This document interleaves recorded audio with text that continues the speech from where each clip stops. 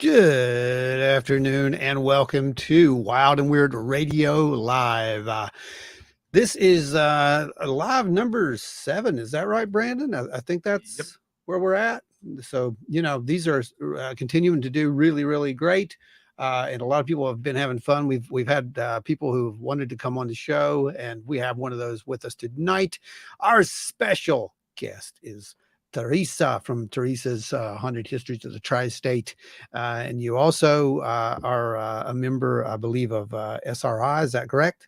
Yep. Spectral research and investigation. Yes. And she's going to be telling us some really cool stories and taking some of your questions and whatnot. We'll all be doing the same thing. It's all about the paranormal, the creepy, and the spooky on this episode of Wild and Weird Radio Live.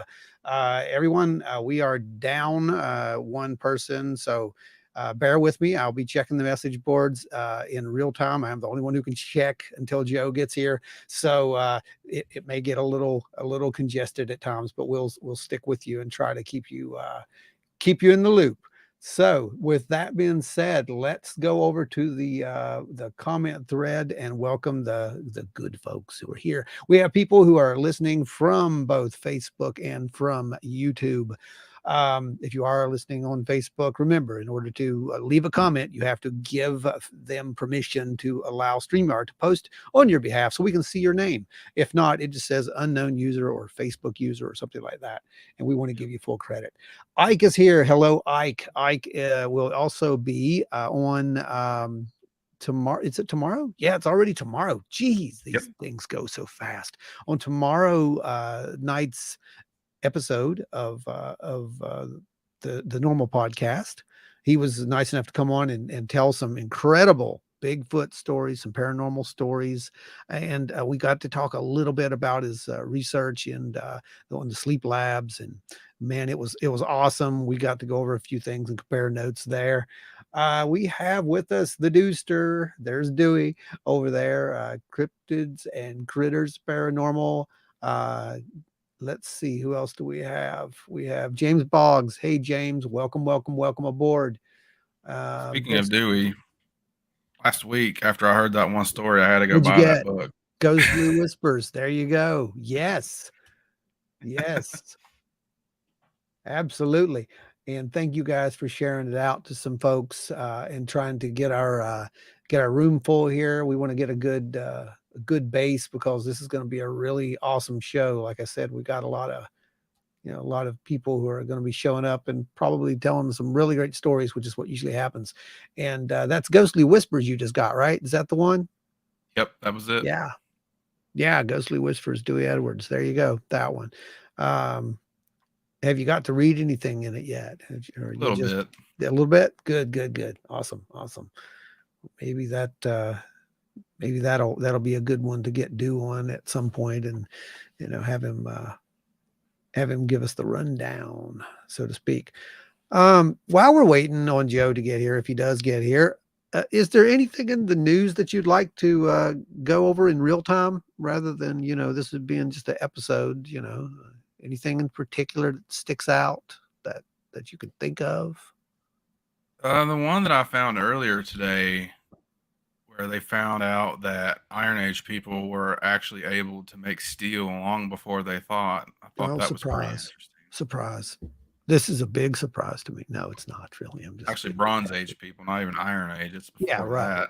Right. We've already discussed this as far as some of the cutting of stones and whatnot, and some of these temples and these ancient structures go back like Tepe, Tehran Tepe, and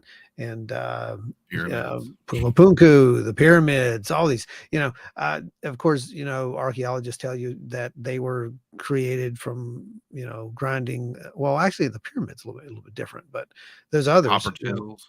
Yeah, right. Exactly.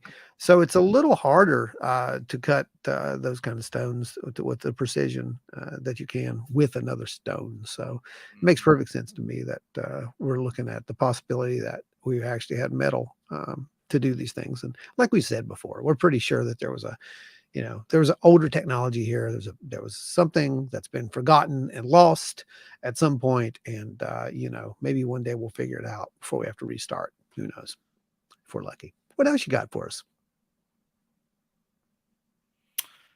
Let's take a dive in here. Oh, that cylindrical shaped UFO. I almost forgot about that. That one that Gordon Bell Yeah. released. Yeah, Yeah. the cylindrical shaped UFO. That's a good one. That's a really good one. Let's see what we got. The Mothman Cam's here. Hello, Mothman Cam. Mothman always haunts us and graces us with his shining presence.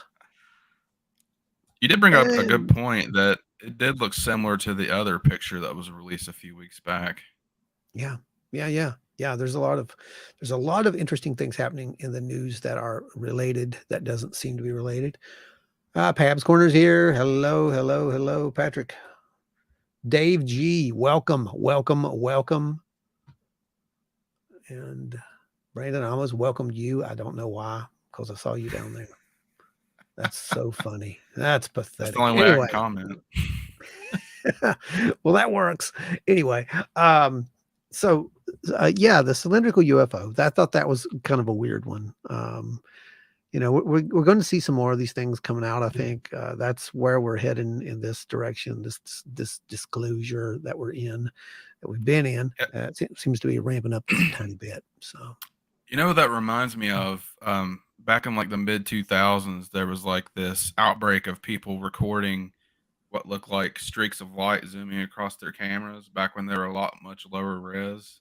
yeah. Maybe something like this is what they were actually capturing, but their cameras just couldn't do it.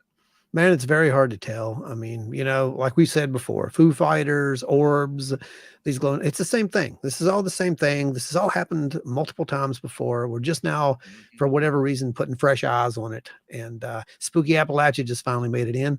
Hello, Spooky. What? Spooky says, I saw something about another UFO sighting in Russia, but can't find it again. Apparently it was filmed from a helicopter. Oh. We'll find out for you on that. I know a guy, so we'll see. We'll see if we can figure that one out. Chris Coots is here. Hello, Chris. Welcome aboard. Good to have you. I heard you had a wonderful time. We have a Facebook user there that says they miss me. That's awesome. Facebook user, hello. I don't know who you are. You got to get permission to let StreamYard access your name. That's your Facebook jailmate, and he says he misses you. Probably. You just never know. Anyway, all right. So with the rest of the news, let's just go really quick. I don't know if you guys saw or not, but apparently there's an asteroid heading this way, right? That's the other good news. And there is a pretty good, okay, I know who this is. It's Facebook user, hello, Christina. We have an asteroid that is heading our way, correct, Brandon? Yep. And supposedly, wasn't 20 years?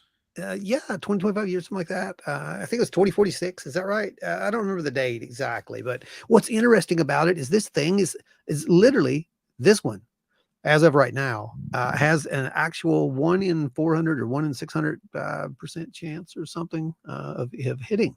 And if you look at the map, we're right in the area. When I say we, I mean our state. So my guess and my bet is it's going to come down on the Chestnut Ridge. No, I'm kidding. I don't know. But hopefully it's in the middle of the Pacific. Well, it's not a very big one. I mean, it's big enough to cause damage. Don't get me wrong, but it's not like some world ending, got to go and get Bruce Willis and, blow this thing up kind of thing. But what's really interesting about it, guys, you have to pay attention to these things. We just recently had the news back from the DART program, the DART project, where they went in and they nudged that asteroid and it worked, right?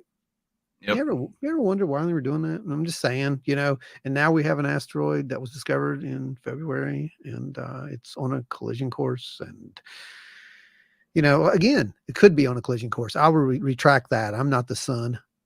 We're not the sun. So it's on a potential collision course, 1 in 400, 1 in 600% chance, whatever. Anyway, the point being, we have the power to redirect it. That's what we're getting at. And Pap says, his vote is for giant asteroid in 2024. Yes. There you go. All right. There it is. Giant asteroid 2024. Okay, guys, enough of the news nonsense. You can watch that stuff anytime. Let's get to our special guest, and I'm so glad that we have her here. We try to go to these events where she's at, and literally, I never get to sit down and talk with her. She knows this. We're always doing something and moving around, and it's good to actually be maybe not in the same room, but actually be in front of each other and have the opportunity to have a conversation for a change. Theresa, welcome to the show. Thank you. Why don't you tell everyone a little bit about yourself, and then we're going to talk about why I gave you the title that I gave you, the West Virginia's haunted historian, because I think it fits very well. Okay, so I'm Theresa. I think most people probably, if they do know me for Teresa's Haunted History of the Tri-State. That's my blog that I've ran for, oh gosh, I just celebrated my 12th anniversary of the Wow. blog this past January. Um, it kind of started off as a kind of a repository for the ghost group that I was with. And this is going back to the title that Ron gave me. I kind of got thrust into this role of the group historian. Not because at the time I was all like, oh yeah, history, history, history. I do love history, and I've definitely gained a greater appreciation of especially West Virginia history and 40 history since taking Mhm. on this role. But at the time, it was just like, oh, okay, whatever. Nobody else wanted to do it, so I'll do it. Um, that was back, oh gosh, I don't want to date myself, but this was back in the early 2000s. And back then, if you were around back then, you knew that there was about one or two websites online, about two that you could True. find information on haunted locations. And these were curated by, just anybody that had internet access. And so the listings, Mhm. weren't really that accurate. So I kind of started, just collecting some information, some links, and, trying to put together some more accurate information. And it started out as just for my group for places for us to look at. And then they're like, oh, you should probably share that with other investigators.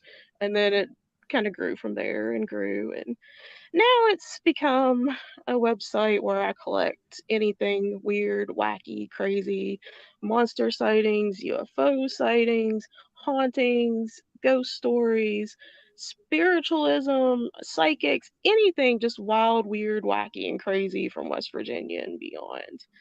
So Um, all the good stuff. all the good All the good. stuff, all that crazy stuff that everybody out here listening to, I'm sure is, really interested in. But at the heart of it, I'm a paranormal investigator, and I have been for over 20 years. I'm currently with Spectral Research and Investigation. It was started by Brian Clary in 2020, and we kind of found each other on Facebook. He started this group kind of out of the pandemic, and so we kind of found each other after my former group just kind of just, went its own way after well over, 10 years together. Um, and so I was itching to get back in the field. All bands do break up eventually. Yeah, it was bittersweet. We had been together since 2006, I think, is when I joined, and just everybody kind of went their own separate ways. But I found a new family, and we've really kind of amped things up the past year or so, and started really hitting the different investigations, different locations around the state and beyond, and trying to make our presence known at different conventions and Mhm. events and stuff. Yeah, you've been to several of our events, and Well, the one you missed, but you had a good excuse. But Yeah, I had the car packed up, ready to go, and yep, I had to go to the emergency room for emergency could gallbladder could removal. not believe that. Oh Of all the gosh. calls that we got that day, that was just Yeah, insane. I'm like, you got to that be was kidding pretty me. crazy. Wow. But no, you definitely filled the niche, I think. Uh, there's always that one on the team who has to do the history stuff. Mhm. And that's not me. And I always call Dave Roberts for that. Whenever we need a background on something, it's, hey, Dave, go dig this up. So I understand that well.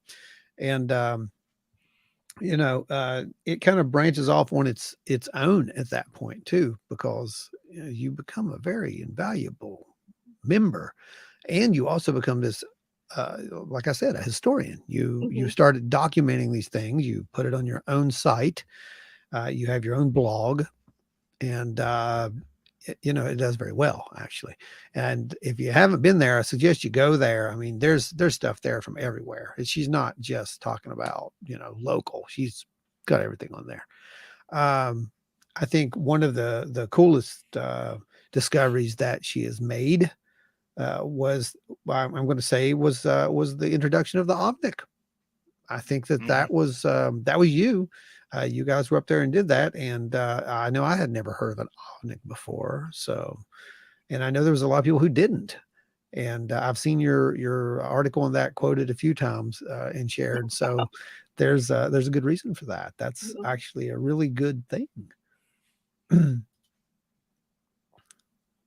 What?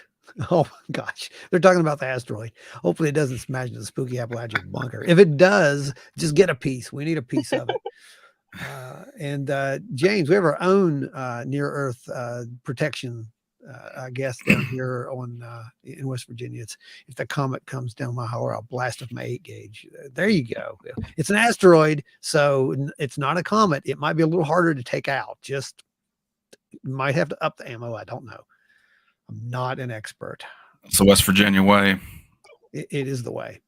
There, Teresa. I've been following for a good That's while. spooky. They're spooky. Yep. Because we all kind of stick around. That's what people don't really understand, is we all kind of stick around in the same groups where we are a big family. We might do our separate things, but we all, come together at these events. And then there's the other times when we get to actually do things. I know you guys invited us out to come to an event there not too long ago. Unfortunately, I can't remember what I was doing. I couldn't be there because I'm always doing something. It's just never fails, but it never hurts to ask. Um, what, in your opinion, because you've been there. I mean, you've been there as long as I have, as far as watching this progress, watching the investigation into the paranormal go from this pseudo crazy, occult kind of trappings to a science almost at this point, right? So uh, you remember it. What do you think is at this point? I guess I'm trying to get at, what do you think we're going to manage to actually accomplish with any of this at this point? I know technology has grown. You know this as well as I do. Do you think we'll actually ever figure anything out? I don't know. I mean, I don't want to sound pessimistic or anything, but I look back and I like to read like, the really old literature, like Harry Price and Catherine Crowe and stuff. And it seems like even though we've got all these awesome, cool new gadgets and all this new technology, we're really implementing a lot of like the same, techniques and protocol, and we're not really any closer now than we were 100 years ago to proving or obtaining solid evidence. Right. Um, I mean, I think, and it goes in like, in waves of belief. I think sometimes we get all these people on our side and everybody's like gun ho, and we have that belief, and then it kind of wanes a little bit, and then maybe something happens and we kind of bring people back and they're interested in it, they want to, and that can be a pro or a con, having so many people in this field trying to help out and collect evidence. But yeah, I mean, like I said, I don't want to be pessimistic, but right now I don't see, like, in my lifetime, us making any huge strides. Um which, I mean, that could change, and I'm really trying to kind of expand my personal study into, like, the parapsychology side of things and kind of Mm. look at things from that side as opposed to just, like, the old fashioned, ghost hunting. And, hopefully maybe that will help give me some answers. There's definitely more sides to it than just things you can record physically. There's a lot more evidence you can gather than just like recordings of voices or people being possessed or stuff like that. There's a Yeah, whole side of that that people don't even look at really. and that's the fun part to me. Like, for me personally, yeah, I do want to see this field, progress and be recognized as a science. Mhm. But it's not gonna hurt my feelings if it's not recognized as a science during my lifetime. I still have fun with the folklore and the history part. Like, that's you know, my interest is the folklore and the history and the social aspects of it. The I thing think that that like that makes it difficult for science is that they want things to be able to be measured scientifically, and you can't really do that with the paranormal because you can't predict when it's going to happen. Yeah. you're 100%, and we can't very well reproduce a effect on demand. I think that's one of the biggest issues with that as well. And I think you're right. I don't know that it has to. I don't think that it's necessarily pessimistic as it's just realistic. Yep. I think that as far as science, modern science goes, we don't have a means to give the data and quantify the data to their standards. Mhm. Yep. But we have enough data to put on the table and say this can't be ignored. Oh, yeah, definitely. I You mean, know, that's why, we're still studying this because there's absolutely enough data to say, hey, there's something going on here. I don't know what Mhm. it is. I don't know what's causing it, but there's something going on. that's funny. Mothman cam. I have reclaimed Ron, and now I have allowed him to return. That is, thank you, Let Mothman. us keep him until the end of the show, at least. It's too funny. But okay, so we've seen stuff, right? I mean, we've all seen stuff. So let's give these guys a little bit of an example. And I know they're wanting to ask the questions. You guys ask questions, by the way. Uh, we're here to answer. Teresa's Fire going to away. answer. Yeah, fire away. You got questions, you got accounts. Let's hear them. Oh, wait, we got one. That didn't take long. I've been reading, studying, interacting with, and learning things in this field for about 50 years. These Wow. things have an ebb and flow to them. We are paralleling the Victorian era in the paranormal being accepted and studied. Sadly, we haven't learned much more since then. That is 100% on the nose, Anita Allen. 100%, in my opinion. What do you think there, Teresa? Yeah, I mean, that's kind of what I was saying a little bit earlier. Definitely, especially like during the Victorian era, we were kind of obsessed with death at the time. And Highly. Yes, yeah, highly. I Civil think War. I think with the way things are going in the world right now, we're kind of getting back into that. We're looking for answers for why things are the way they are, and I think a lot Yep. of people are kind of Mhm. turning away from, the major religious, beliefs and kind of searching for something more, searching for answers. And there's some weird stuff happening There's some in the weird stuff world right happening. Yeah. now that Yeah. it's really hard to explain. So yeah, I definitely agree with that. Yeah, and I think you're right. I think there's a more of a push toward almost a definition of spiritualism at this point. Uh, Yep. there's this side that wants to kind of It's not even about a belief system as much anymore. It's more about just trying to figure out the answers, you know. Mhm. And Mhm. you see that with a lot of stuff. You see that with the ancient astronaut theory. It's the same Mhm. thing. So Yep. it's kind of like the evolution of spiritualism, if you really think about it. I mean, I have heard people actually call ancient alien theory a religion. I will not call it that, by the way. I'm just saying there are people who kind of look at this stuff and put it into these categories. I don't think we can put them into categories as much anymore. I really don't, because I think everybody's looking for really the same thing. They're just calling it something completely different. You know, metaphysics, spiritualism, call it what you will. Uh, you know, look at Bigelow. He's out there offering challenges to try to prove that there's life after death in a scientific context, you know. Um, so it's something, and like Pat said here, it needs to be observable and repeatable for science to happen. It's that repeatable part that we get stuck on. And yes, you're 100% right, and we respect that repeatable part, but Yep. we've shown some repeatability in some of these instances that are still looked at and questioned because it didn't happen at the exact second or microsecond that the you know the scientific model said it should happen, you know. And I just don't think that we can continue to ignore some of those bits of evidence. Teresa, And just like the Victoria era, there's a lot of fakes out there trying to make money. and we saw that as well. Teresa, why don't you go over some of that that spiritualism past stuff? I know you love that stuff. So I don't know enough about that to really talk about that. really, Yeah, really. I well, know that, surprisingly, West Virginia has a huge connection to spiritualism. Um, if anybody wants to look it up, Anstead, outside of, Hawks Nest, yep. had Mhm. like an actual spiritualist colony in the What? 1800s. Yeah. Um, Wow. yeah. Um, and there was like major churches in Charleston, in Huntington, Wheeling. All the major cities had huge, spiritualist churches in the early 1900s. Up until like Yeah. the 1920s.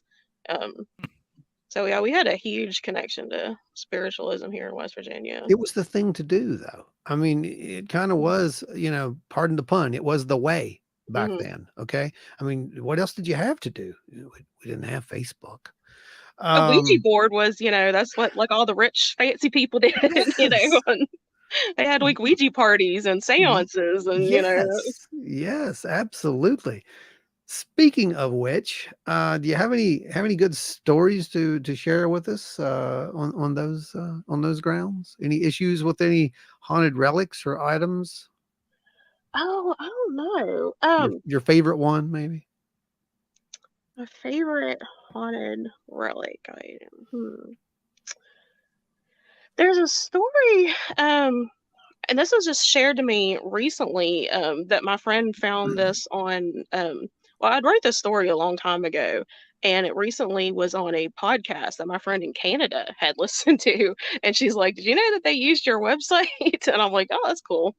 The Archive of the Afterlife. Oh, what's his name?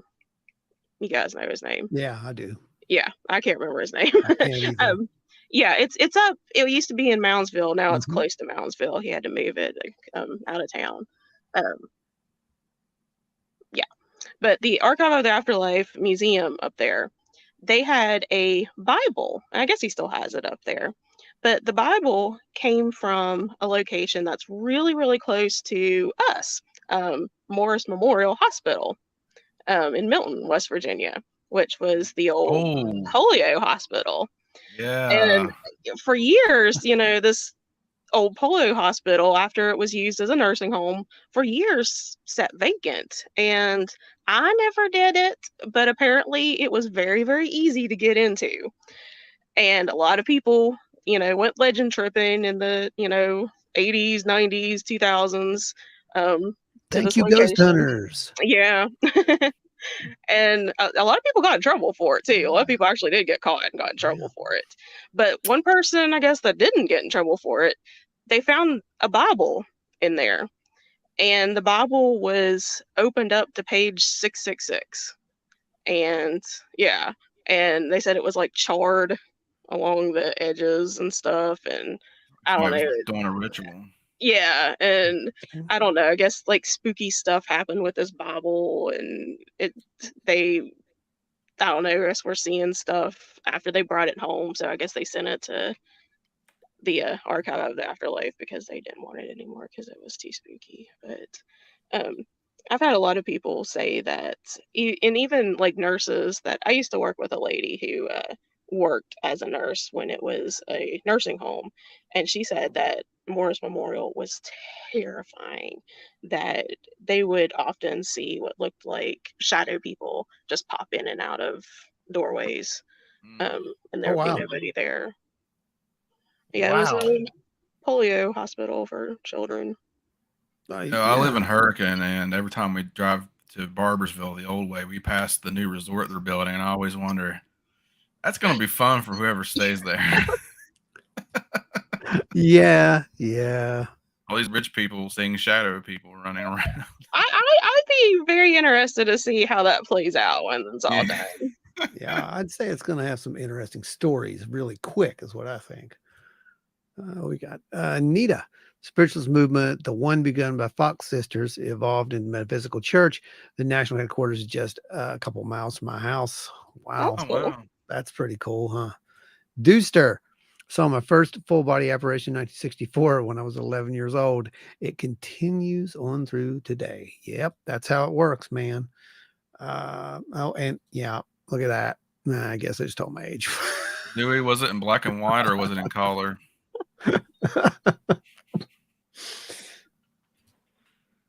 Different topic. Theresa, have you heard anything about haunts in Thurman, West Virginia? You know, the only thing I've really heard about it actually being haunted is that it's haunted. I know people have like said that they've seen things in town, but I've never had like anybody really tell me the details of what they've seen.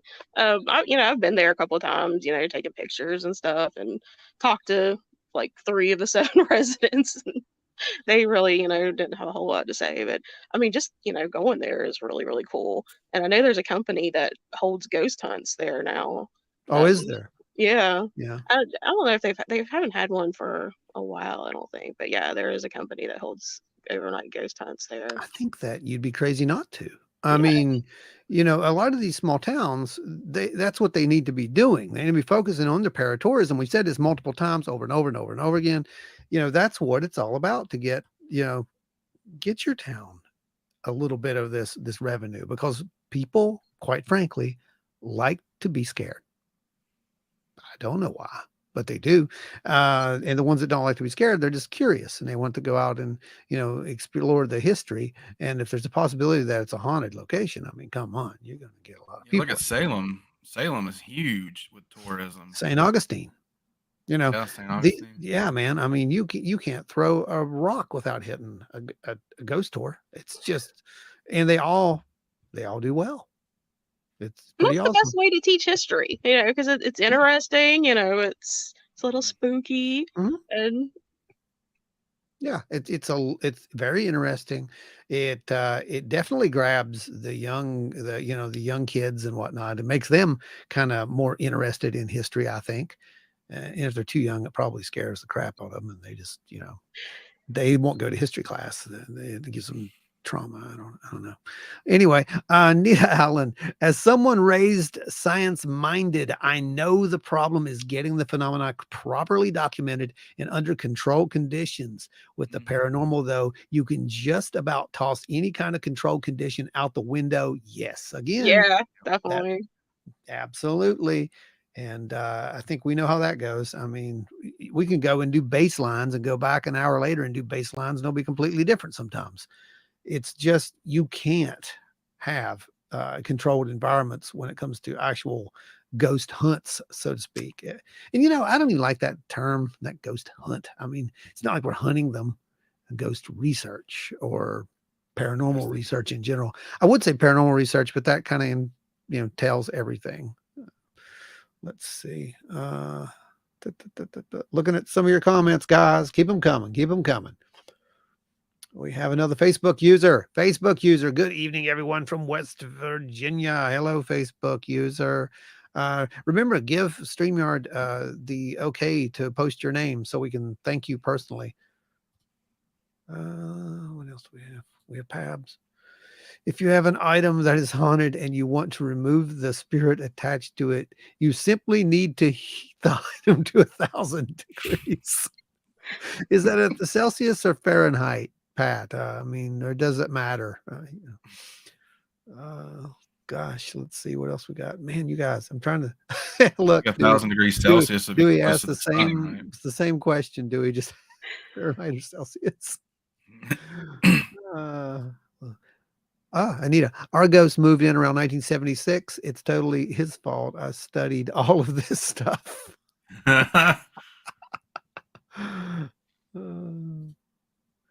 Same here. It's where my wife's family's from. This is Thurman. Her mom swears it's haunted, but I've never found anything. So it kind of sounds like it's it's a ghost town. So it's a ghost town, basically, is what I'm kind of hearing, right? I mean, it's kind of a ghost town, right?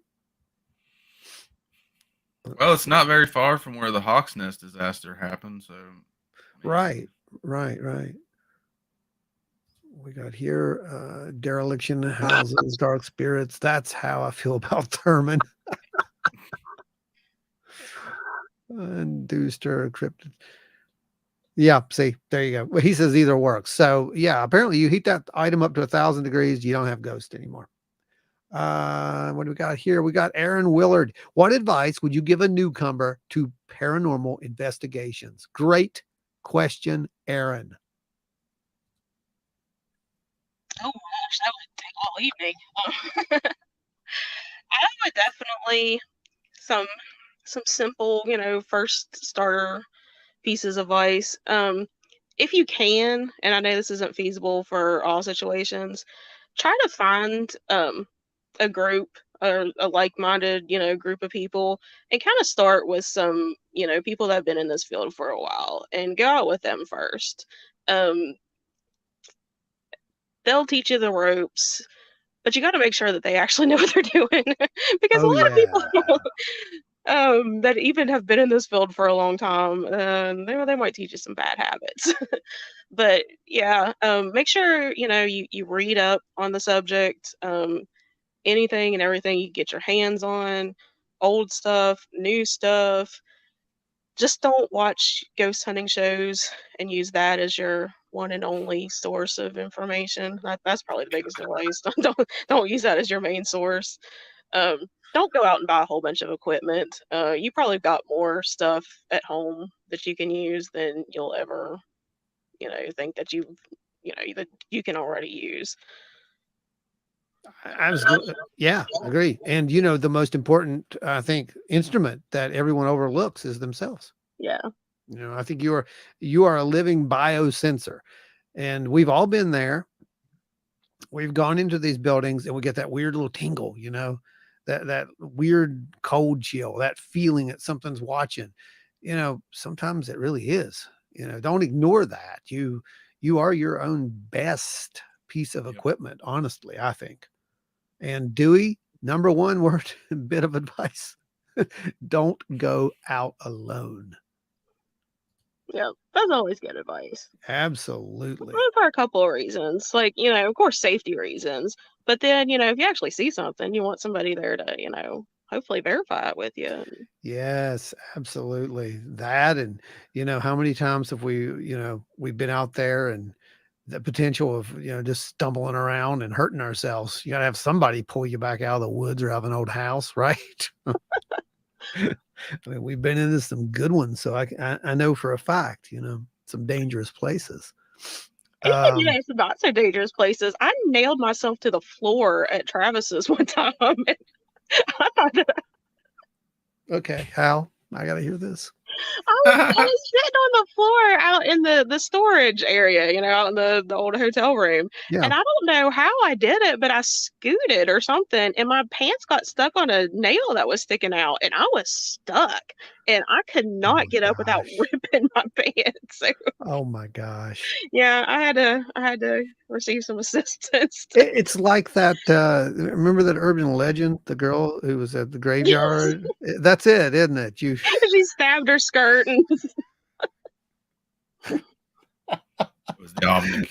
it was the it was the Ovnik. He likes you. Let's see. He was laughing his pants off. Adam Good, may Sky Daddy Matthew McConaughey bless you. Absolutely. Absolutely. Hang on. I'll do this for you. All right. Okay. I'm hoping that that Matthew has a sense of humor if he ever sees this stuff and he doesn't come after us. But if he does, that would be hilarious too. Because let's see. What else do we have? Any more words of advice over here? Man, we're getting all kinds of great advice. Dewey's over here as well. Don't go out alone for safety and documentation, just like you said. Absolutely right. 100%. And Anita, yes, protect yourself from spirits and weirdos. Very well said. Yes.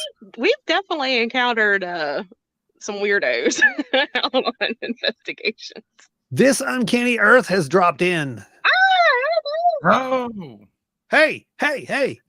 I hope you're still here because I just saw that come up through here. All right, let's see what else we got. We've got this. My goodness, keep coming, guys. I'm staying on top of them. I'm trying to anyway. All right, yeah, looks like we're caught up with the questions for right now. You guys keep asking your questions, and we'll screen them out and get them up here for Theresa to answer and for everybody else to have a little bit of insight on. Theresa, scariest thing that you've witnessed on an investigation? Oh gosh, I don't know. I gotta think about that. Yeah, I know. It's hard, isn't it? Because they always ask you that question on these kind of interviews too, and you're like, well, how do I rate that? Okay, so the scariest thing that I think I've ever experienced happened at probably one of the least scariest locations that we've ever been to. It's at the Haymond House in Sutton, West Virginia. And this house is an old Victorian era house. It was built by William Edgar Haymond, and he lived there with his first wife, who passed away in the home under mysterious circumstances because nobody can find out exactly how she died. And then he lived there with his second wife and his two daughters. So normally the ghosts there are pretty mild mannered. The woman in white has been seen a lot there. We think that that's Emma, the first wife. Mr. Heyman has also been seen there and experienced there, and he can be kind of a little bit of a jerk sometimes. He's not too nice to women sometimes. But normally, he's not too bad. He's just he's a little overbearing a little bit. I don't know what happened though this last time that we were there.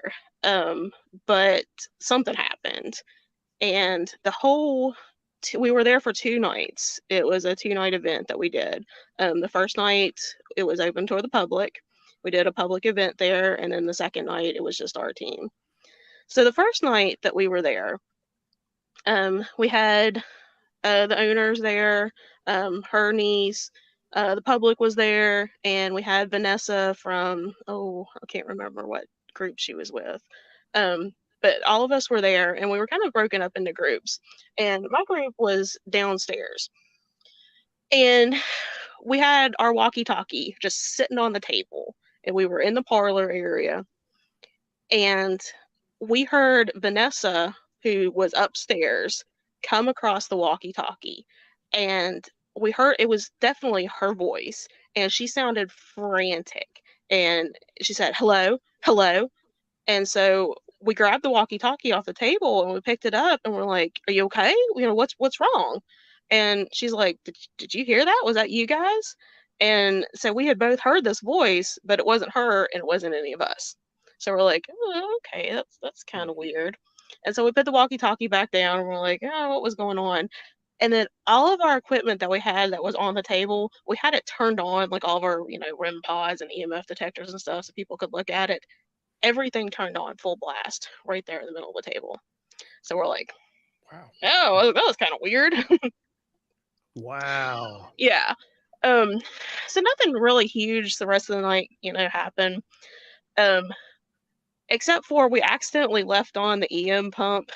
We have a Tesla coil as our EM pump. We accidentally left it on for like several hours. That's a nice so charge. yeah, so it was really, really pumped up that night.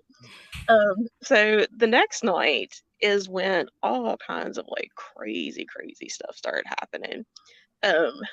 We did like a little like kind of a mock, seance thing because there was kind of rumors early on that maybe one of the wives was a spiritualist and held seances in the house. So we're like, oh, maybe we'll kind of bring something out if we hold this kind of little mock seance. And after we kind of did that, nothing really major was happening.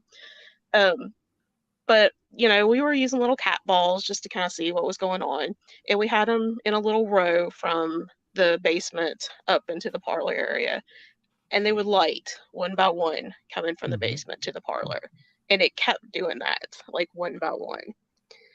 And so we're like, okay, that's kind of weird. And as the night progressed, things just kind of got a little bit weirder and weirder. And I had seen before in this house, I had seen the apparition, like kind of out of the corner of my eye, of a woman in a white dress. And I had seen her a couple of times actually. And I'd actually had heard her talk to me the very first time that we were there. The first time that we were ever there. Brian, our founder of our group, he had walked up to the attic area that was Mr. Heyman's office area. And I was getting ready to go up after him. And I heard this woman's voice say, "You don't want to go up there." And I kind of figured, okay, well, maybe that was Emma telling me that, as a woman, maybe I didn't want to go up in there. So I kind of thanked her and like, yeah, thank you for warning me, but I'm going to go up there anyway. Anyway, so I had seen her in the hallway in that area as well. But this time I had seen another woman, but it wasn't Emma. This was different. This was a girl who was younger that had black hair. And for some reason, this was the most scared that I had ever been on an investigation. And I don't know why. I just felt really scared. And they wanted me to do the Estes method. And I had seen this girl on the stairs between the second and third floor. So I'm like, okay, I'm going to sit right where I saw her. And that was the most scared that I had ever been in like my entire investigative career. And I don't know why, because she didn't do anything. I mean, I just saw her sitting there, but I had that feeling. And it must have been for good reason, because later in that evening, we went up, and this was like kind of right after, so it wasn't like hours later. We went up into Mr. Heyman's office, and I was still under the Estes method. And we had Casey, our videographer. She was listening to a voice box, and she was also doing dowsing rods. And we had, a couple other investigators up there. And I was telling somebody to go into the room where there was a leather chair. And there's a room with a bathtub and a leather chair in that location down the hallway. And so Brian went into that location. And as soon as he was getting ready to walk into that room, of course, I can't see or hear what's going on. And as soon as he got to the doorway, I said, "Don't forget to knock," like as he was getting ready to go in there. So he walked in there, and, I'm still talking about, and I'm seeing this woman who's very, very angry. And she has black hair, and she's wearing a red blouse, and she's just so mad. And so I'm like, kind of seeing her in my mind's eye, but I'm also kind of like, saying what I'm hearing. And so I'm describing like this chair. And I didn't know at the same time he's in that room, and he says that he sees somebody in that chair. And all of a sudden he says that he feels like he gets struck by lightning. And we have this all on video. So if y'all, want to go to the SR Huntington WV YouTube page, is all on there. he gives off an electrical volt, like, they test him with our meters, and he's actually giving off like voltage. And it's something that I've Oh, never ever seen before in my entire life, like a human being giving off that level of voltage. And he can feel it. He's like, shaking with this electrical voltage. And as he feels it come down, it's measurably going down. So that was one of the weirdest things, that it's scary that it actually physically interacted with one of us to that point. Wow. Yeah, that's impressive. And also, I'm just oblivious because I'm in the other room, like not knowing what's going on, and then I hear like them yelling because they go running, because like, and then I see the video footage. I'm like, what the heck is going on? Yeah, it was weird. Yeah, that's pretty crazy. mm-hmm. And let me get caught up here now on all you good folks out there. We got Spooky. Am I still invited to come with you to the Haymond? Yes. I think we're doing another public event. I'll have to get back with everybody on that, but the end of April. Okay, the end of April. So look for our page then. At the end of April, we'll be doing another public event there. This Uncanny Earth says the Haymond is amazing. James Boggs. I live near Sutton. Never heard of the Haymond hauntings. I mean, it's big time famous. It's getting very famous, especially since Nick Groff was there and did his show there. So it's getting up there in the paid playground. Yeah, I want to investigate the Haymond. I've had a theory regarding the place. I want to see if it's true. Yeah, it looks like you can get your chance very soon. Let's see. Dewey, Aaron Willard, keep toilet paper handy. You never know. Okay. You guys. Looking down. Dewey. What's Dewey got? Vanities in my house are good at imitating my voice as well as my wife's voice. Yeah, the mimic thing. And we've talked about that. We actually encountered something very similar to that at the deep end during the EVP session, where we were actually playing it back through the RTVP into a speaker, and kind of like a ghost box session. Mm-hmm. And I swear every one of us said that's us, but it was us, our voices, but we were talking like, I don't know. It was weird. It didn't make any sense because we didn't do it yet. There we were, it was like, well, are we like picking up pieces of bridges through time here, or what's going on? It was definitely weird. And yeah, I've got some EVPs too that were really, really weird. I know one, we had another investigator was trying to get my attention, but we were trying to be quiet so she wasn't saying anything, but we have it on camera because we record like on video everything we do, so we have that extra backup. And so she's trying to motion at me, but she's not saying anything. But you hear on the voice recorder, it sounds like her voice say my name. So we don't know if that's like a psychological, her thought projection on there, or something mimicking her. We have no idea. We have a lot of EVPs though over the years where we have an investigator that will start to say something, but then something will kind of overlap it. Yep. And it sounds like their voice, but it can't be because it's overlapping their own. So. Right, exactly. And that's why I said when we were up there, I honestly think that sometimes we're dealing with oh man, I hate to say it, but a temporal disturbance. There's something there that's not quite right. Time's not flowing in the exact same way. And it sounds sci-fi. I get it. But I really believe that sometimes that's what we're dealing with. I believe we're dealing with these temporal disturbances, temporal anomalies. Anita, multiverse. Yes, absolutely. It's all timey-wimey. Yes. If there was anywhere that's going to happen, the deep end would be where it's going to happen. The deep end is the most crazy place. I mean, even on nights when it's not active, it's active. That's the weird thing about that place. And you were good enough to do a very good interview with us up there. That piece will be coming out eventually. That's going to be the next episode of Investigations, and we are going to put all the footage. By we I mean me. I'm going to put all the footage of our investigations into the deep end and go into a little bit of the history and whatnot, because the history of that place is just amazing, absolutely amazing. And once you understand the history, you realize, oh, why would there not be ghosts here? I mean, it's the perfect place. My wife's house that she grew up in was really haunted. And Facebook user, what's up, guys? Hello. Yeah. hello, anonymous. Yeah. But her mom said one day she heard the front door slam. It was a 2-story house, and their bedrooms were all on the second floor. And she heard the front door slam, and she heard my wife screaming for her like it was something urgent. Mm-hmm. So she comes out of the bedroom, looks down the stairs, and there's nobody there. And then about an hour later, my wife came home. Okay, I have a name for that. Okay, it doesn't follow a textbook example, but there's a haunting called a Vardoger.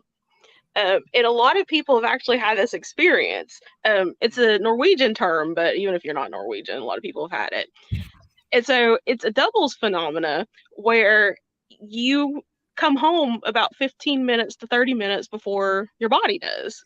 And so a lot of people will, experience, they'll be at home and they're waiting for, their husband or wife or kid to come home, and they'll hear, like the car pull into the garage and, the garage door open and everything. They'll hear them say, hey, I'm home. They might even see them, even like, the dogs might react or whatever, but then they go check and there's nobody there. And then 15, 30 minutes later, they come home. Oh, wow. Now that's interesting, isn't it? Yeah. So how do you think that works? All through psychic projection, interpretation? Like, what's the standard model for that? Any ideas? Yeah, I think, most people just chalk it up to like, you really want to go home. So you're projecting yourself. Projection. Okay. Yeah. You're projecting yourself to be there. Yeah. So like a projection. Yeah. That makes sense. Psychic projections. We have a Facebook user who says, we did an investigation at a thrift shop and we had something mimic us, and you can hear it on the video. It was really weird. Yes, it happens all the time. Literally, that happens all the time. Okay. We actually hear voices in real time, not on recorders. That's how we were doing it, Dewey, on the it was almost like a spirit box session. We're recording it too, but the RTEVP has the output, and we were running the outputs directly into the USB speaker that we had there, and it was weird. It was one of the weirder audio phenomena that I think we've ever captured, honestly, just because it happened in real time, which was very strange. It's no way to even explain it, other than temporal anomaly. Have you ever investigated the Elk Hotel, Sutton, West Virginia? I haven't. We're working on it though. One of my friends is trying to get me and my team in there. Let's see. We have. Oh, okay. Facebook. One of the Facebook users, Eric and Susan. Hey guys. Don't know why it doesn't show our names. It's supposed to ask you for permission to post on behalf of StreamYard, and then it allows you to, I guess, allows us to see your names. But you can still answer. Just we'll just see you as Facebook user on our end. What is this? Anita Vordiger, German arrival ghost. Is that that's it, right? That's probably the same thing. Yep. Yep. This in County Earth. Ike, we investigated the Elk Hotel in Sutton a couple of times. We're close with the owners. Anita, We have that all the time here. I wonder if that's how pets know you're on the way. But okay, yeah, that's a good possibility because pets do seem to know when their owners are on the way, don't they? I mean, they get very active. Even if they're hours late, they still know. So it's not like, oh well, you know, owner's coming home at 5 o'clock. I'll start barking. The owner may not be home till 6, and they'll know like 15 minutes before. Uh, Trying to keep up with all you guys. It's usually a living person appearing, so a form of biolocation. Yep, Yeah, with the yep, Vardegger, it's always a living person. So yeah, it's by location. biolocation. So is it like a waking form of astral Yeah, projection kind of? yeah, Yeah. yeah. That's what it is. It's biolocation. Sorry, I was Right on mute and there. didn't realize it. Oh, I didn't even see that. Yeah, biolocation is just that. It's literally the conscious moving to a different location while you're actually somewhere else. Probably sitting at home, in traffic, daydreaming about getting I've heard home. of someone seeing physical versions of that. Like they'll see like their best friend 200 miles away, and then Hmm? they'll text them and be like, "No, I'm not over there." One of Stuff the like that. best, yeah, man. One of the best biolocators or astral projectionists was Alex Tanis, and Alex was so good that he could literally. Many people saw Alex on different coasts. Like he would project himself, if he was on the West Coast, he project himself to the East Coast, vice versa. And he got so good at it. They eventually actually called it Alex 1 and Alex 2, if that tells you anything. He was one of the better remote viewers and out of body experiencers that really was in leagues with what would later become Stargate. Huh. Let's see. So Teresa, I've always heard that the Keith Albee in Huntington's really haunted. Have you guys ever been able to investigate that? Yeah, with my old group, we got very lucky because our founder knew somebody, so we were Oh, able to investigate the Keith Albee. That's It awesome. was really interesting. With the only real super like creepy haunted experience we had while we investigated, and this happened right before we turned on the cameras. So we had all of our cameras set up, and it was really hard because God, this was probably back. This was before my son was born, so this was probably like 2007, 2008, and so our cameras weren't great, hmm, and this place was huge, but we had just had all of our cameras set up, and like all of our tech guys were kind of sitting around and fiddling with everything, and the guy went to push record, and they watched this shadow person walk across the stage, and it disappeared right before he pushed record. Oh, well, that's typical. Yeah. yeah. Um, yeah, I have a funny story about that. So, you know, the Keith Albee is actually like super, super huge. And like Mm, the original building, runs like that whole block. And so they gave us like free access. And they're like, as long Wow. as the door is unlocked, feel free, just, don't, do anything bad or anything. So we got to go into the basement system, and it is a super maze down there. And of course, some of them were blocked off and some of them, were um, flooded out and everything.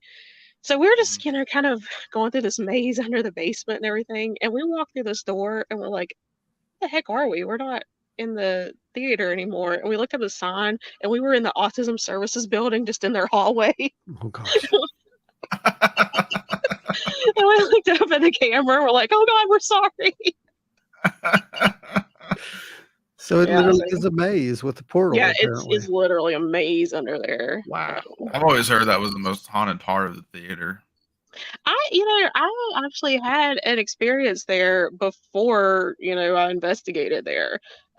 This is just, I think it was even before I knew it was haunted. This is like my first year of college, and I had went to a movie there with my boyfriend, and went to the bathroom, and I was in the stall and saw somebody come in after me, and I could see him through the slat in the door, and I was like, why is Mm. that woman wearing that old-fashioned blue dress? And I'm like, that's really weird. And so I finished up and I opened the door and she wasn't there, and I didn't Mm. see or hear her leave the bathroom.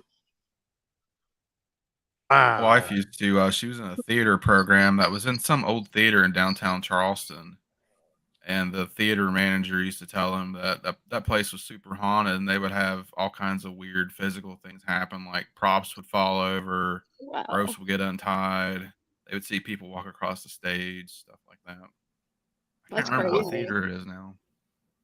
Hopefully, she's watching so she can comment. Do I actually astral projected from my home in Tennessee to my daughter's home in Seattle, Washington. I thought it was a dream until I got a call from my daughter the following morning. Yep, Oh wow!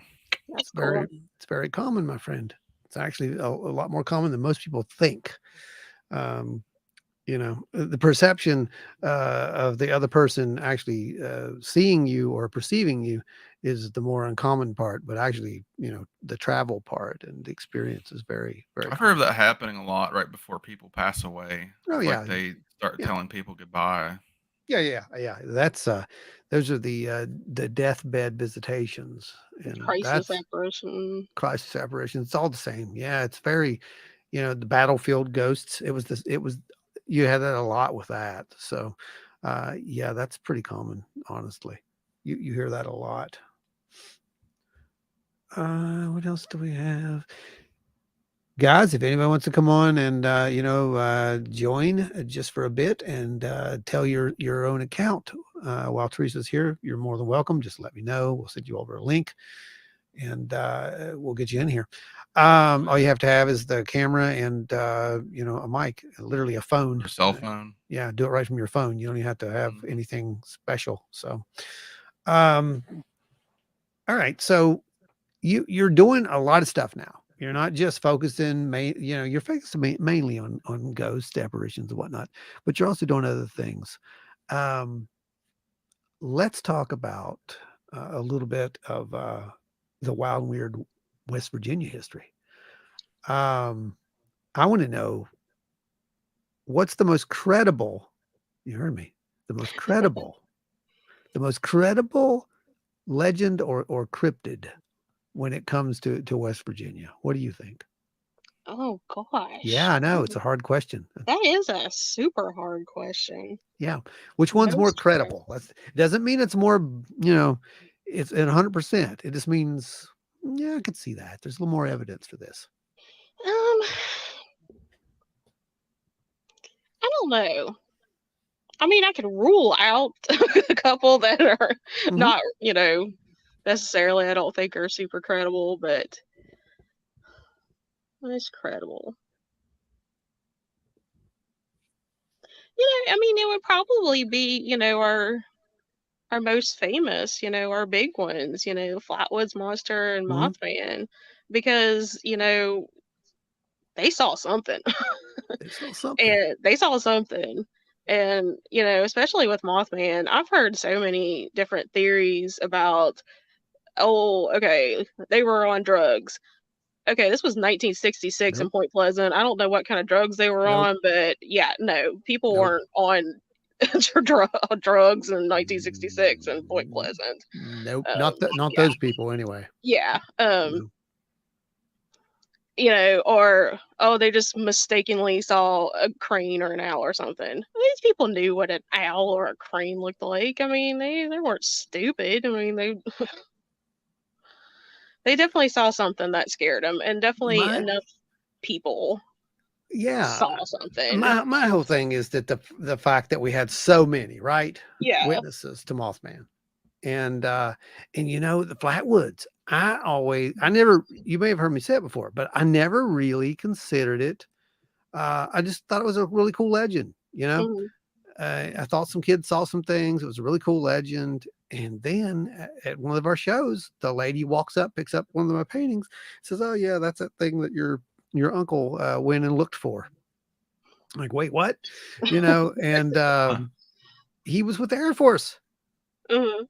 So it matched up. The story matched up that, with everything that we've heard. They were actually here. They investigated. They were looking for it, whatever it was. But it's okay because, he's dead now. So that was the next bit I got after I was like, what? Oh, he's dead now. I'm like, oh, great. But it's even But like, oh, go ahead. That's just the problem, though. And the idea is to get these people to talk about this stuff before that happens, right? I mean, Yep. yeah, go ahead. Go ahead. You're right as far as it goes, though. I think um, got some incredible legends, and they're not all just legends. Yeah. And that's the kind of the point of my website. You know, even if they are just legends, they're still part of our folklore. That's still part of our history. So they've got to be documented, you know. Yeah. So even if I can't figure it out, maybe somebody 100 years from now can figure it out. So make sure, that, it's available, Mhm. for people out there that are researching this, that know more about it and can spot, patterns and consistencies better than I am. You can, that, Hmm. I make this available for them to find. And Yeah, and it's about the data, and we've said this multiple times. That's why we share data, and that's why we collect data. And maybe eventually, they'll take all that data and throw it into some supercomputer, and it'll figure out that pattern that we can't figure out. And that's very plausible at this point as to what could be happening. By the way, so um, I think that I think it's important work. I think that what we're doing, a lot of people think we're just playing around out there, in the dark and telling spooky stories and playing with equipment that's not made to do what we're making it do. But the truth is, that's what experimentation. That's how it works. That's what experimentation is. So I always yeah, tell people I'd rather have more data than not enough data. So exactly. every investigation I go on, I've got this huge notebook where I keep track of moon phase, I Yes. mean, everything that I can think Yes. of that might affect anything. I try to keep track of all this so I can look back and try to, spot some sort of pattern. And Yes, because I guarantee you there is a pattern. I mean, everyone I've even talked to at this point, they say the same thing. There's a pattern, and the work that we do. We focus on a little bit of everything because to me, I think there's a relation there. I think there's something that pulls all this together. There's a glue, Mhm. and I think that glue spills over into a lot of these various phenomena.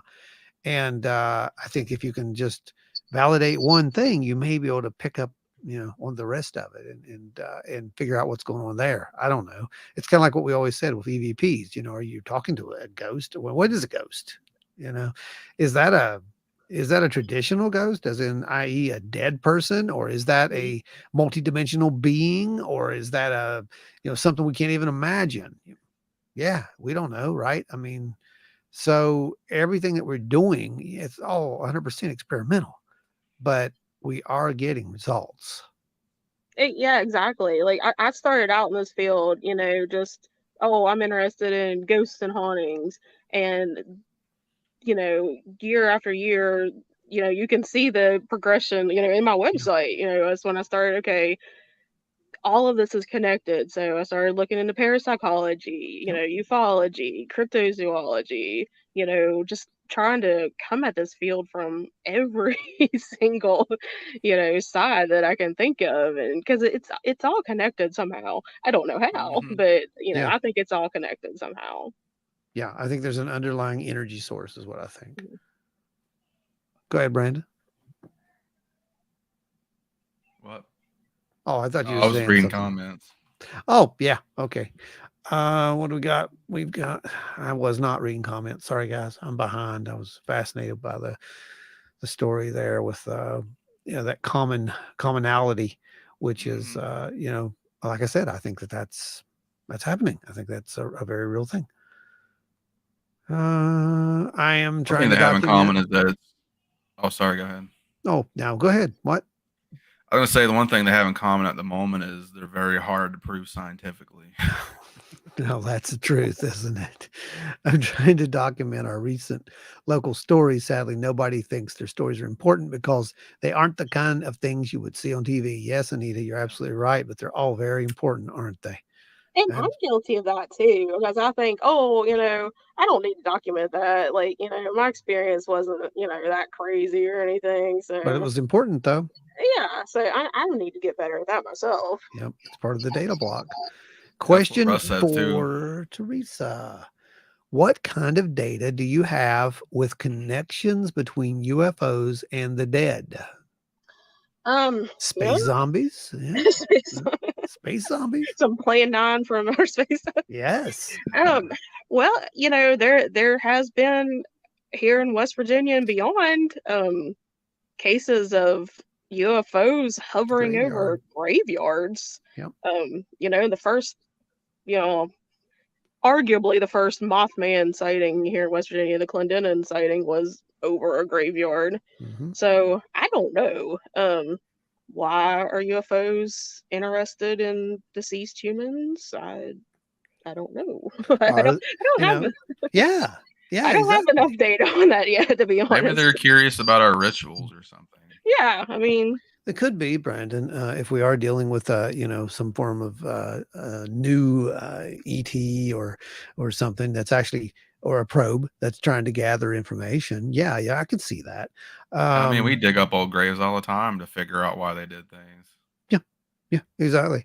I mean, I could definitely see that, and we're also thinking about. Uh, I'm just trying to figure out the terminology here because these are labels, right? So Yep. UFOs, i.e., flying saucer, or these lights. And if these are lights, maybe that's something else entirely, right? We but don't Sure, know. those lights have that been around for a long time. you also have that connection with UFOs or UAPs and stuff with, ancient burial mounds That's and, right. stuff too. So, That's absolutely right. Yes, it's Yeah, 100% people true. also see those glowing lights above graveyards pretty often too. mhm. Yes, yes, absolutely.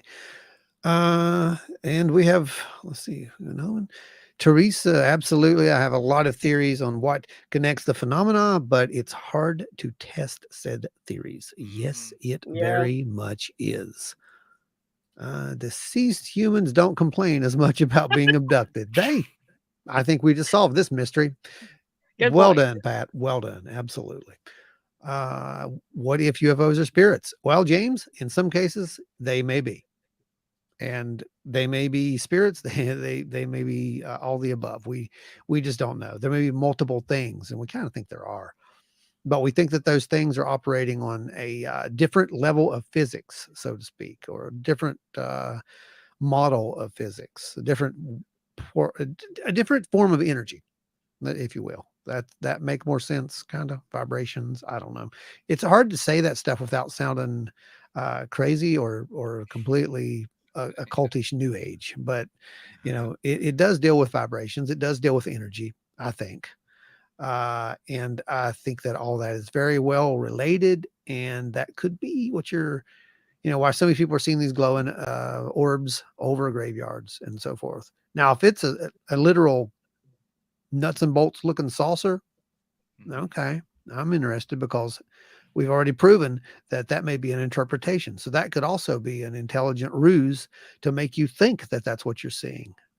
So, man, there's just so many questions when it comes to this stuff.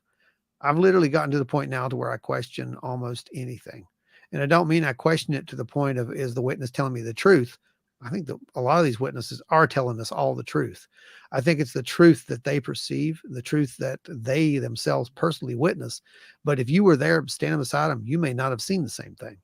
You may have seen something completely different. I think a lot of the problems too is people are seeing things they don't know how to describe. Yeah. Yeah. Yeah. I absolutely agree with that. 100%. Um, what do we have to look forward to as far as in the coming year, Teresa, with your research and some of the things that you guys are going to be doing? Like I said, we've got a pretty full schedule of investigations coming up. So we'll have lots of fun new videos on our YouTube channel, which is SRI Huntington WV at YouTube. Um, think we'll be at a couple of different conferences. I know we'll be at March 18th. We'll be at Appalachian Paracon. Casey and I will be helping out with the Ghost Hunting 101 class. So make sure if you're going to be at that, come and stop by our table and say hi to us. I'm not sure exactly what else we're gonna be at this year. You sound like me. I Yeah. don't even know. I tell Joe, I was like, get the calendar up so I can just give it to people because I don't remember. Well, that's not I don't schedule that stuff, so I don't know what Brian's has scheduled Mhm. for us or not. But by the end of the year, and I know I've been saying this for like the past 10 years, but my book should be coming out by the end of Okay. the year. Yeah, I'm finally going to do it. Finally, just pull Okay. the trigger and About time. publish it. Yeah.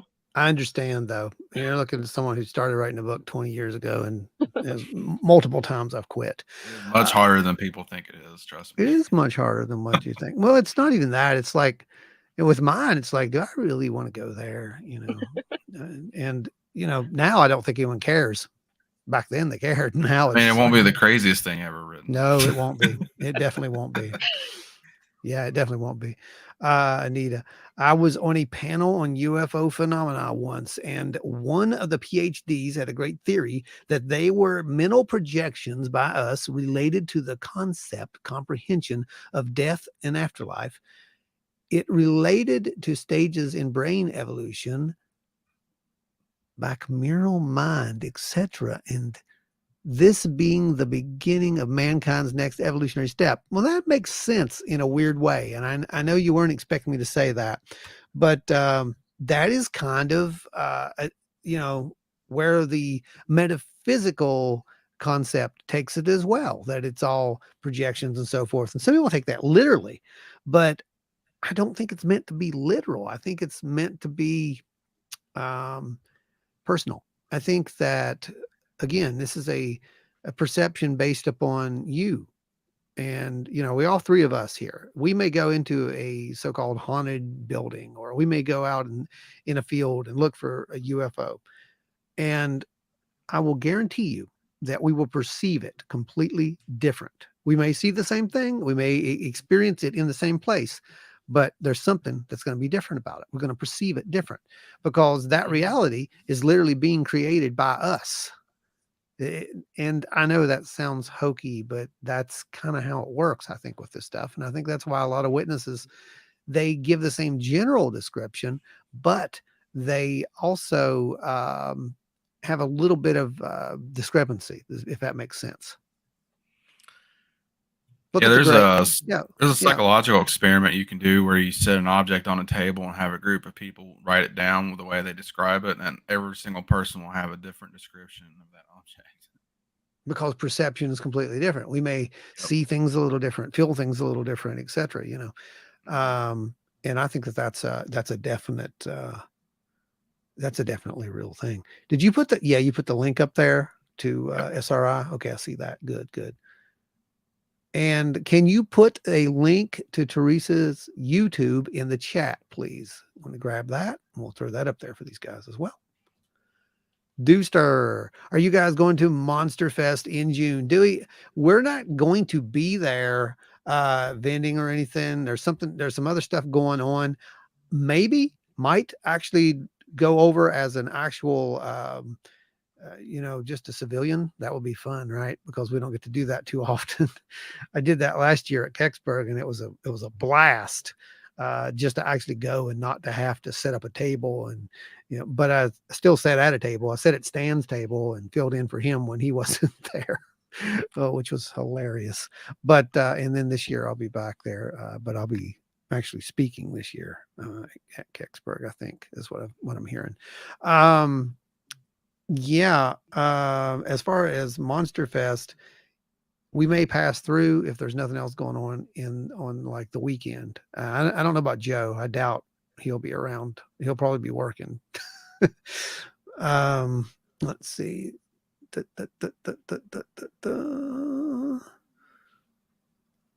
I think you're right on track. Yep, there you go. We all see things differently. Yep.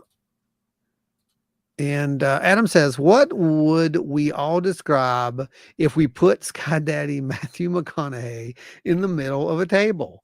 Well, I don't know. But we can try that experiment one day. We'll do that just for you, Adam. We'll do that.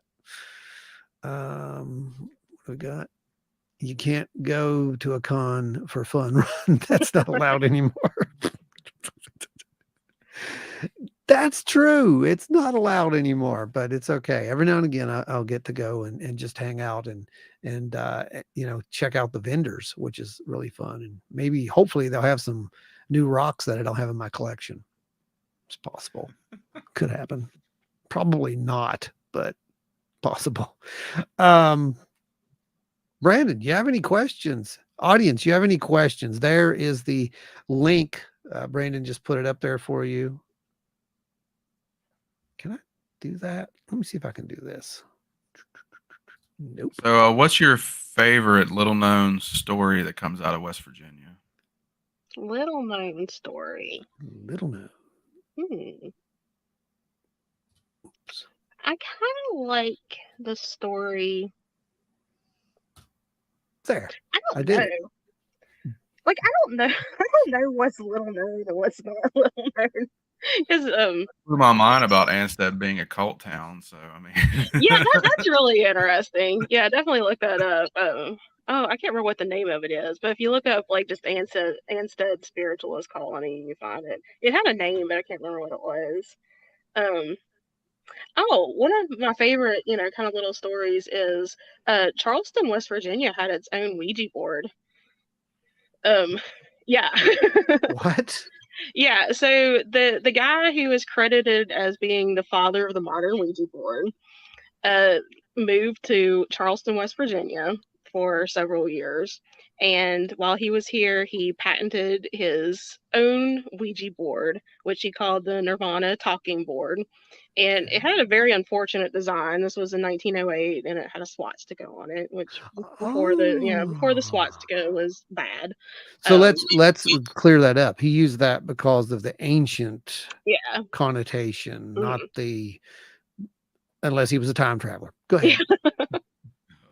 So it was, it was patented and, manufactured right here in, West Virginia in Charleston and sold for a couple years. And then he moved back to, I think, Boston or Baltimore. I think it was Baltimore. Wow. And, so Charleston had its own. And it's extremely collectible. Like if you find one in an antique store or something, it's like highly sought after. So don't burn that one, guys. That's what we're saying. Yeah, don't burn that one. Don't burn that one. That one belongs in the museum. I should insert Indy right there, shouldn't I? I should. Too bad I don't have that. It belongs in a museum. Let's see. What do we got? Anita, if you want to come to Cryptid Fest here in Roanoke, you can park it at our Paranoke table and do whatever. Yeah, that's kind of what we do at Wild at all the Wild and Weird shows that we're at. Like we'll have our friends just come and sit down. We usually have a table there or a chair there by the table, and many people have sat in that table for at a table for an entire show. I think Pat can relate. Actually, Pat sat at the chair too long and he got drafted last year for Mothman, actually. And he may not want to do that again. I don't know. Dee and I are going to Monster Fest and hang out with Joe and Jess at their table. That'll be cool. That'll be very cool. Yeah, Monster Fest it looks like it's going to be good. Looks like a lot of fun. The Hindu Sanskrit sign. Yes, absolutely. And before that, Hopi and several other ancient tribes. And we're going to get several sections and make a patio area. There you go. That's how you do it. You make a mini colony. So wait, we had another one. What?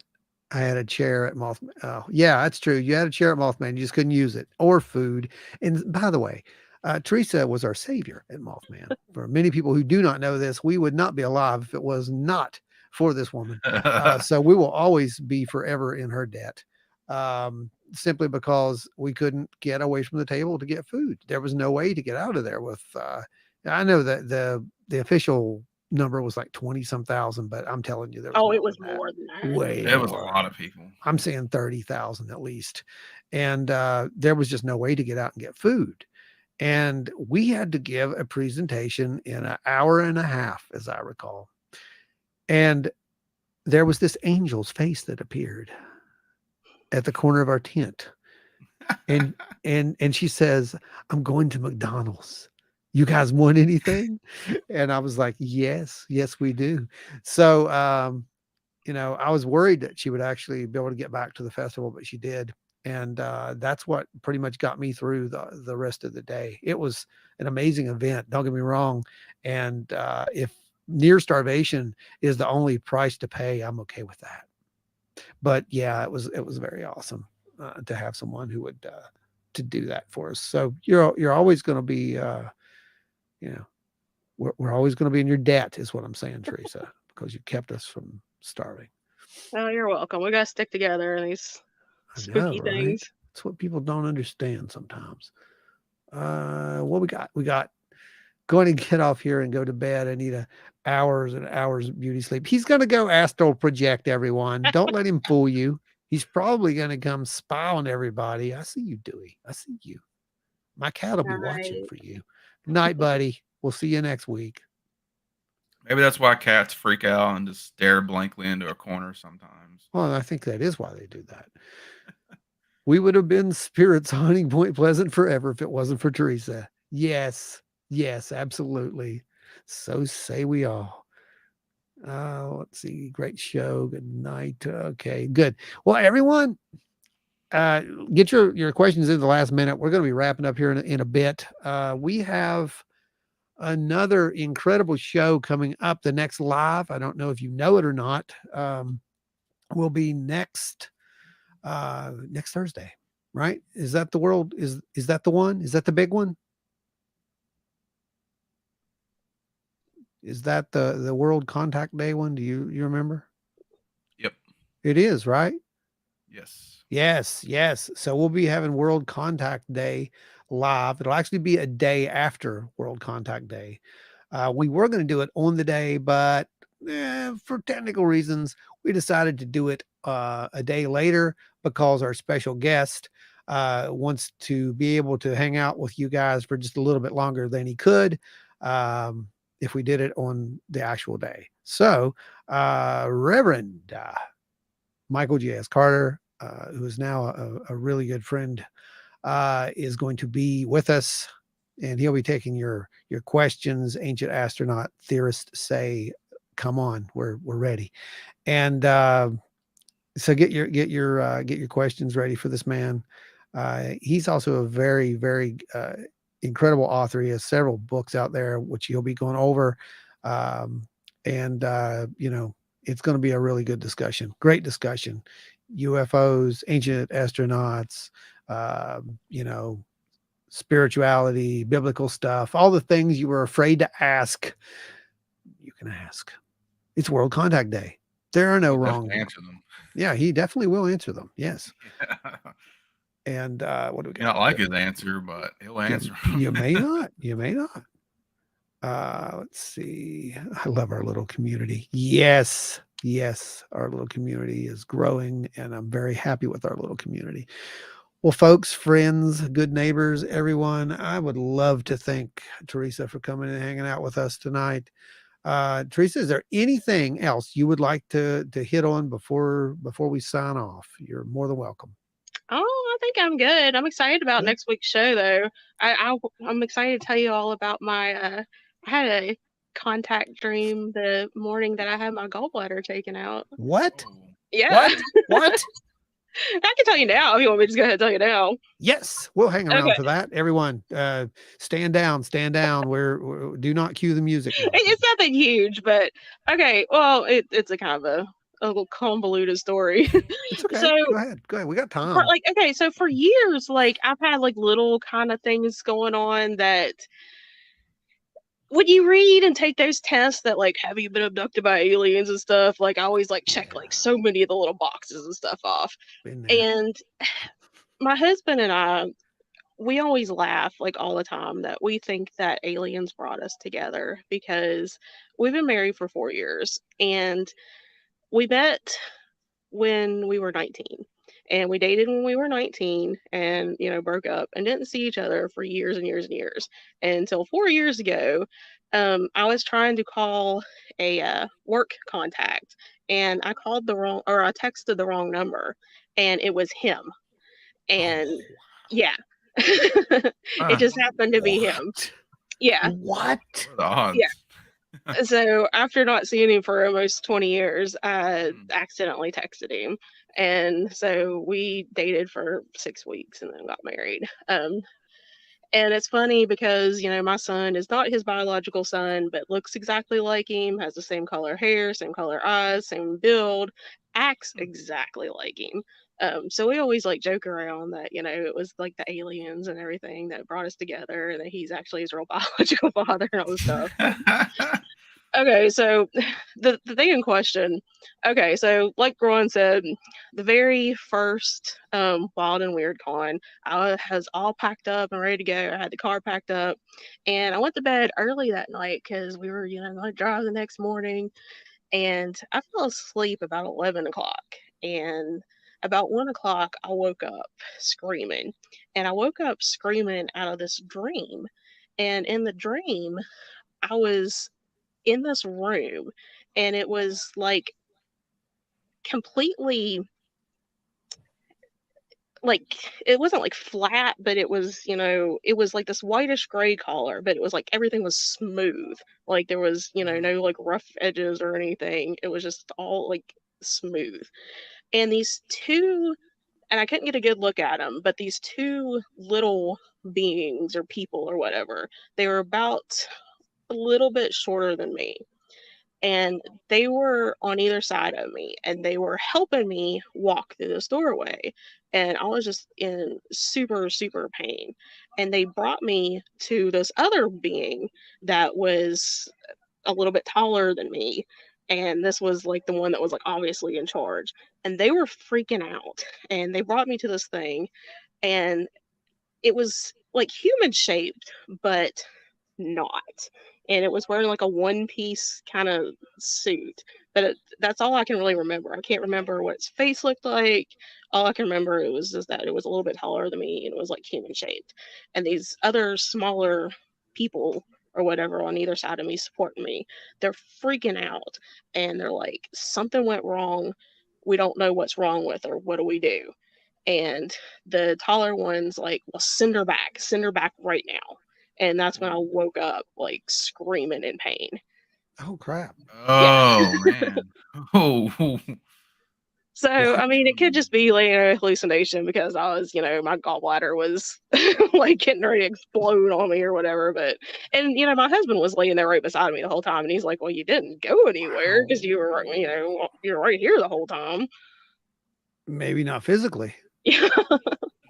but a lot of these, and see, that's one of the things that I figured out ages ago was a lot of these so-called abductions. I don't call them abductions anymore, by the way. They're contact experiences. A lot of, okay. Oh, apparently there was a horn that just went off outside, I guess. I hope that's what that was. These contact experiences, they're not physical. They occur on the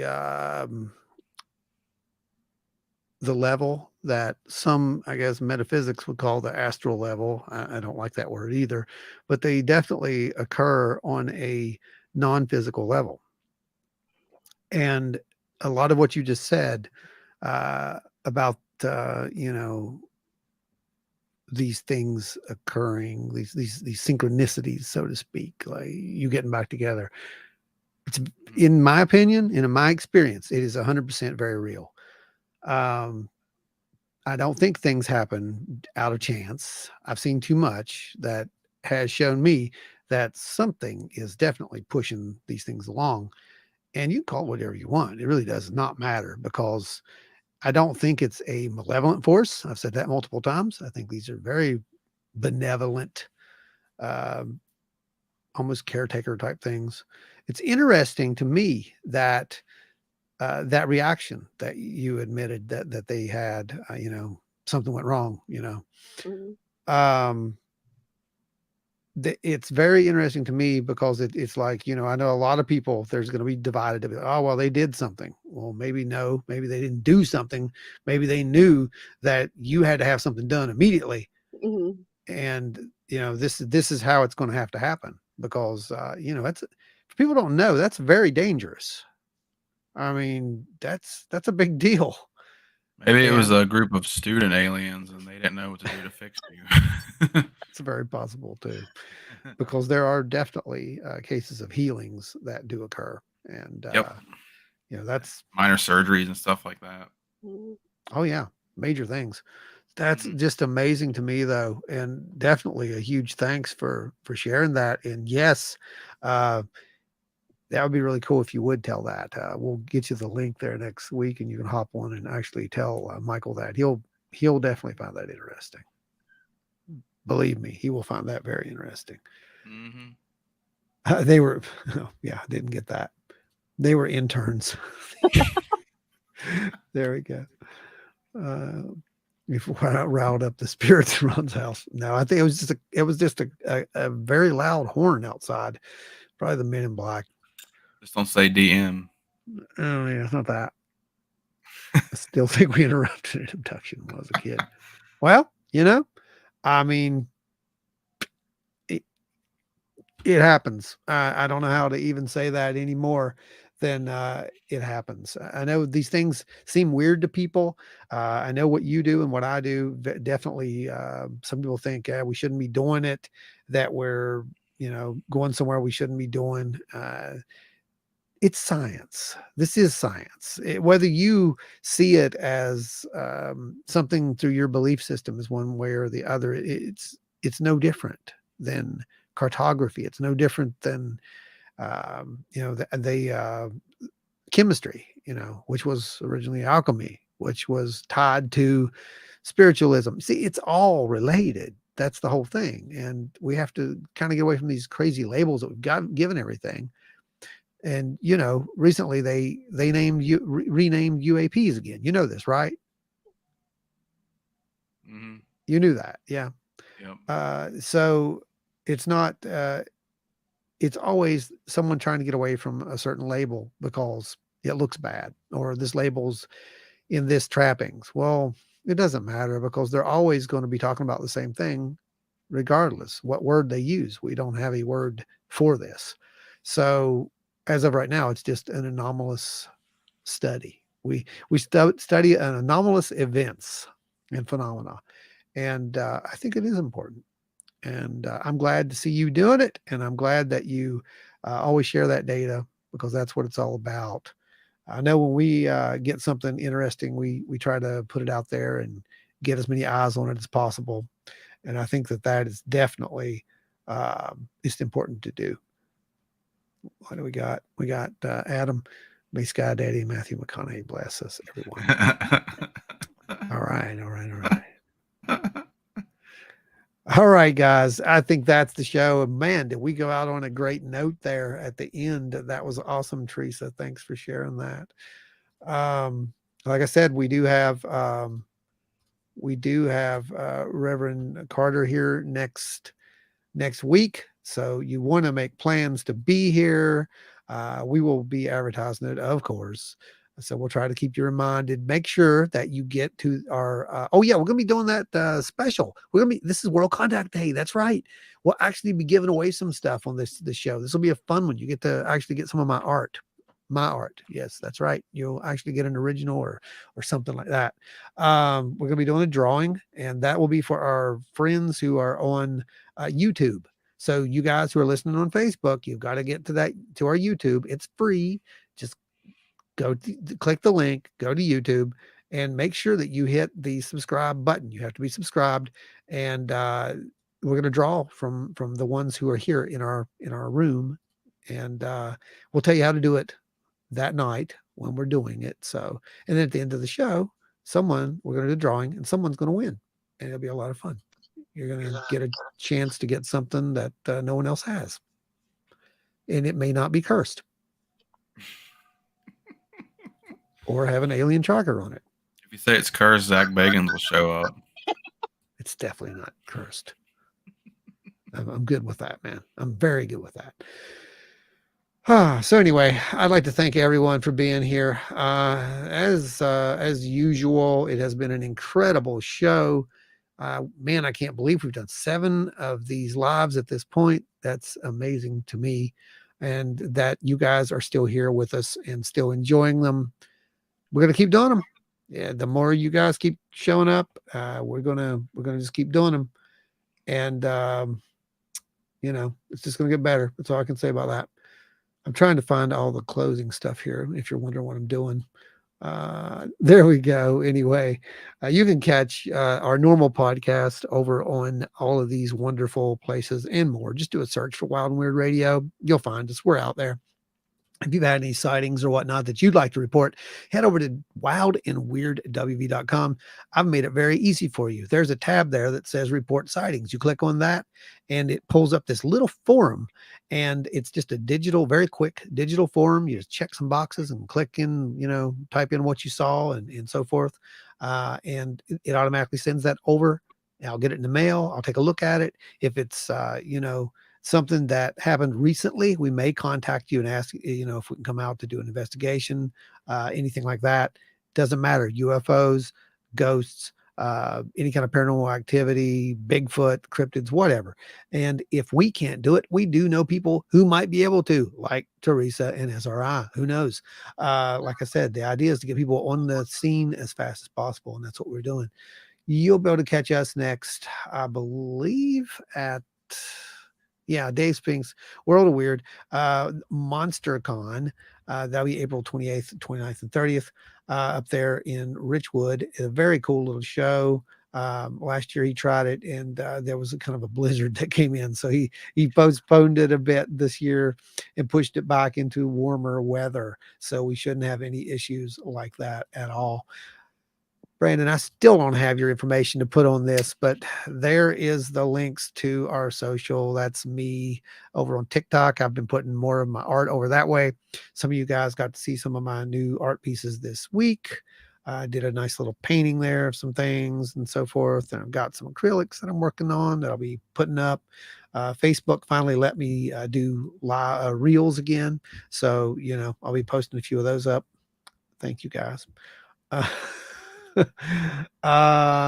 And as we have said, sorry, Spooky, that wasn't you. You're still in the system. Here we go. Special guest tonight has been Theresa from Theresa's Haunted Histories of the Tri-State. And guys, I want to thank every single one of you guys for being here with us. And I don't have any little quirks to go at the end of the show, anything like that. So, until next week, as long as we don't have an alien invasion, we'll be back. And you know what? I mean, never know.